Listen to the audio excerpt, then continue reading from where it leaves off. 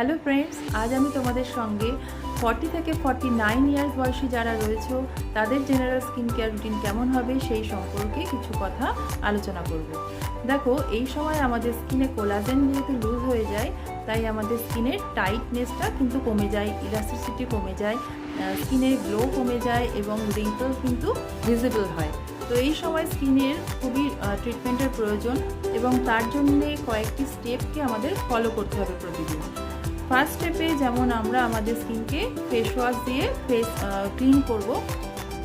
তো সেক্ষেত্রে তোমরা যে কোনো ফেস ওয়াশ ইউজ করতে পারো।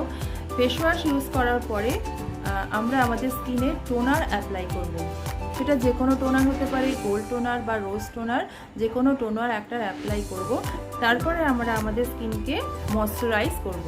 সেটা অ্যালোভেরা ময়শ্চারাইজিং জেল দিয়ে করতে পারি কিংবা ফ্রুট ক্রিম দিয়েও করতে পারি। এরপরে আমরা আমাদের স্কিনকে আরও ভালো যাতে রাখতে পারি সেই জন্যে আমরা একটা ফেস সিরামকে ইউজ করব।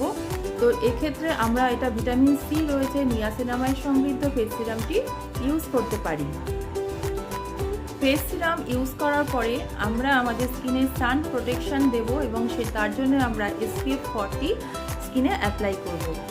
একই রকমভাবে রাত্রেবেলাও ঠিক আমরা আমাদের স্কিনকে ভালো রাখতে গেলে কি করব, আমরা আমাদের ফেসকে ক্লিন করব যে কোনো ফেস ওয়াশ দিয়ে, তারপরে টোনার অ্যাপ্লাই করব এবং তারপরে আমরা যেটা ইউজ করব সেটা হলো অ্যান্টি এজিং ক্রিম, যেটা অ্যালমন্ড রয়েছে।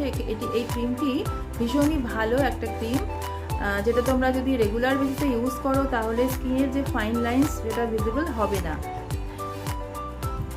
আরেকটা খুব ইম্পর্টেন্ট জিনিস যেটা রয়েছে সেটা হলো প্রতি সপ্তাহে আমাদের স্কিনের যে ডেড সেলগুলো রয়েছে স্কিনের ওপরে থাকে, সেই ডেড সেলগুলোকে রিমুভ করা প্রয়োজন এবং তার জন্যে স্কিনকে এক্সফোলিয়েট করার জন্যে আমরা আমাদের স্কিনে একটা স্ক্রাবার ইউজ করব। আমার কাছে অ্যালোভেরা ফেস স্ক্রাবার রয়েছে।